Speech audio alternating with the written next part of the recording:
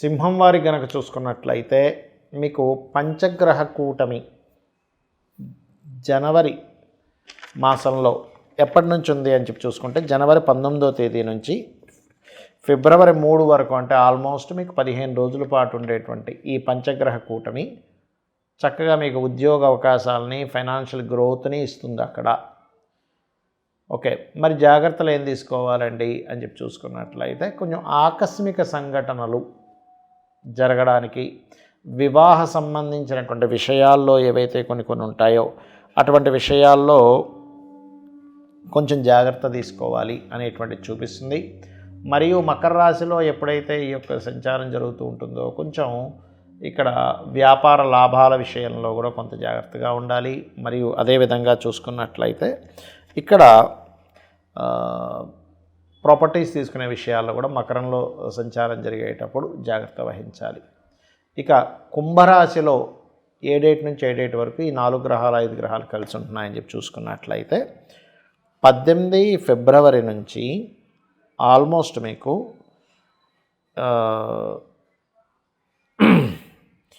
14 మార్చి వరకు సంచరిస్తాయండి. అంటే 18 ఫిబ్రవరి నుంచి 5 గ్రహాలు సంచరిస్తూ మళ్ళా 2 మార్చి నుంచి 14 మార్చి వరకు 4 గ్రహాలు సంచరిస్తుంటాయి.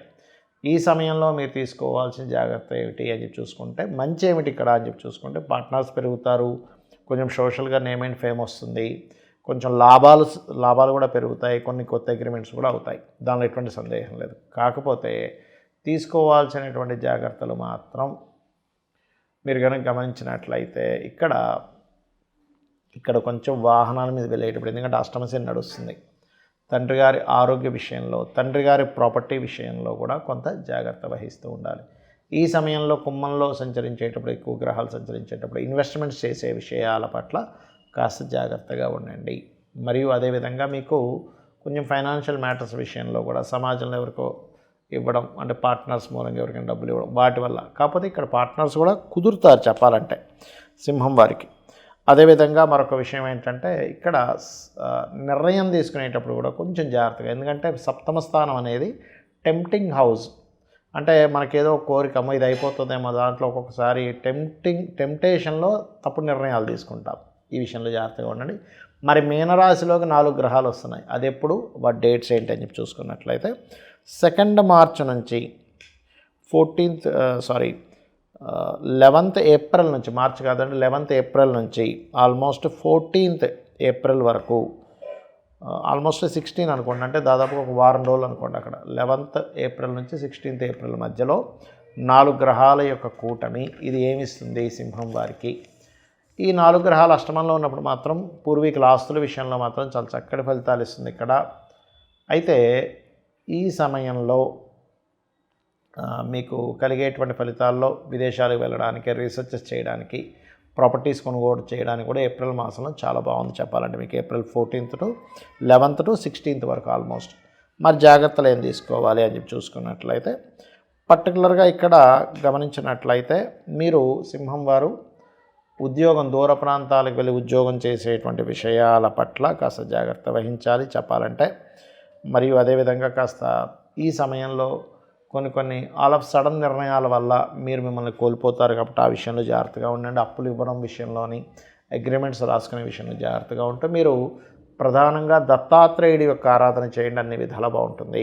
మరి దేశకాల పరిస్థితులు దీనికి ఎలా అనుకూలిస్తాయి, మరి జాతకం లేదండి వారికి కూడా ఇది పనిచేస్తుంది అంటే ఖచ్చితంగా న్యాచురల్ మకర రాశిలో ఈ 5 గ్రహాలు వచ్చి చేరుతున్నాయి. మకరంలో, కుంభంలో, మీనంలో 4-5 గ్రహాలు మాటిమాటికి వచ్చి చేరుతున్నాయి. ఇది మిరాకిల్ అని చెప్పుకోవాలి. ఎప్పుడూ మనకి ఇంత విరివిగా కలవడం అనేటువంటి చాలా తక్కువ, అరుదుగా జరుగుతూ ఉంటుంది. అయితే మరి దేశకాల పరిస్థితుల్లో ముఖ్యంగా దీనివల్ల కలిగే ఫలితాలు ఏమిటంటే, మనకు ఆల్రెడీ 2025 నవంబర్ నుంచే ఆల్మోస్ట్ అలాంటివి జరుగుతున్నాయి. అంటే అలాంటివి మనం చూస్తూ ఉన్నాం. బయట ఫ్లైట్లు ఆగిపోవడం ఆల్రెడీ మనం ప్రిడిక్ట్ చేసుకున్నాం. అమ్మవారి అనుగ్రహంతో ఫ్లైట్లు ఆగిపోవడం కానివ్వండి, అగ్ని ప్రమాదాలు కానివ్వండి, భూకంపాలు కానివ్వండి, మంచుతో కూడుకున్నటువంటి విషయాలు కానివ్వండి, ఇవన్నీ మనకు ఆల్రెడీ జరుగుతూనే ఉన్నాయి. అయితే దీనివల్ల ఏమిటంటే కొన్ని ఉద్రేకభరితమైనటువంటి విషయాలు, అంటే ఇప్పుడు మనకి చూడండి తీవ్రవాదులు, కాల్పులు కానీ ఇవి కాస్త ఎక్కువగా అవుతుంటాయి. వీటి ప్రభావం వల్ల గుర్తుపెట్టుకోండి.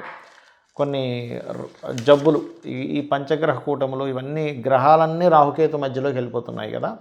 కాబట్టి ఏంటంటే అది ఎప్పటి నుంచి ఆల్మోస్ట్ ఇప్పటి నుంచి దాని ప్రభావం పడుతూ ఉంటుంది. కాకపోతే ఏంటంటే దీనివల్ల కాస్త మనం గతంలో చెప్పుకున్నాం, ఎయిడ్స్ ఎక్కువగా ప్రబలుతుంది. మరియు అదేవిధంగా గమనించినట్లయితే దాని మూలంగా కొంతమంది కాల్పుల మూలంగా అనుకోండి, కొన్ని సరిహద్దుల దగ్గర ఉండే వాళ్ళ మూలంగా అనుకోండి, కొన్ని భూకంపాల మూలంగా అనుకోండి, లేకపోతే ప్రకృతి వైపరీత్యాల మూలంగా అనుకోండి, వీటి అన్నిటి మూలంగా కూడా కొన్ని దాడులు జరగడం మూలంగా కూడా ఇటువంటివి ఎక్కువగా జరుగుతూ ఉంటాయి. అయితే వీటి నుంచే మనం ఇవన్నీ ఎందుకు చెప్పుకుంటున్నాము, దీని నుంచి మనం రక్షించుకునేటువంటి మార్గం ఏదైనా ఉందా అంటే ఒకటే మార్గం, చండీ అమ్మవారిని పట్టుకోవడం. అంటే ఇంట్లో మీకు గనక వీలుంటే, మీకు గనక స్తోమత ఉన్నట్లయితే ఇంట్లో చండీ చేయించుకోండి. అలా కాదండి మాకు అంత స్తోమత లేదు, ముందే మేము పేదవాళ్ళము, ఉన్న నెల జీతం సరిపోవడమే ఇబ్బంది అవుతుంది అనుకునేటువంటి ఏమి టెన్షన్ పెట్టుకోకండి. ఇంట్లో చక్కగా యూట్యూబ్లో చండీ ఓపెన్ చేయండి, చండీ పారాయణము అనేది, దాన్ని ప్లే చేసుకోండి. రోజు మీకు రూపాయి ఖర్చు ఉండదు. లేదు స్తోమత ఉంది, ఇంట్లో చేయించుకోగలము, మన ఉక్కువిత్తులను పిలుచుకొని బ్రాహ్మణులు పిలుచుకొని మనం చేసుకోగలం అనుకోండి, ఇంట్లో చేసుకోండి, తప్పేం లేదు. అలా కాదు, సామూహికంగా ఎక్కడైనా చేస్తుంటారు ఆలయాల్లో, అక్కడికి వెళ్ళి మీరు సామూహికంగా అయినప్పుడు చాలా తక్కువ ఖర్చుతో అవుతూ ఉంటుంది. అక్కడికి వెళ్ళి మీరు తక్కువ ఖర్చుతో సామూహికంగా చేయించుకోవచ్చు. అది కూడా మేము చేసుకోలేమంటే అక్కడికి వెళ్ళి కూర్చున్నా చాలు, 25% ఫలితం మనకు వస్తుంది అని చెప్పి శాస్త్రం చెప్తుంది, గుర్తుపెట్టుకోండి ఇది.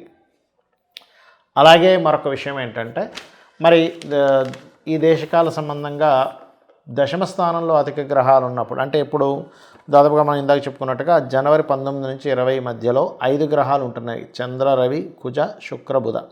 ఈ 3 రోజులు కూడా ఎవరైనా ఉద్యోగం కోసం ప్రయత్నం చేసినట్లయితే, అంటే వాళ్ళకి జన్మజాతకం సరిగా లేకపోయినా ఈ గ్రహస్థితి బాగున్నందుకు, గోచారం బాగున్నందుకు తొందరగా అనుకూలిస్తాయి.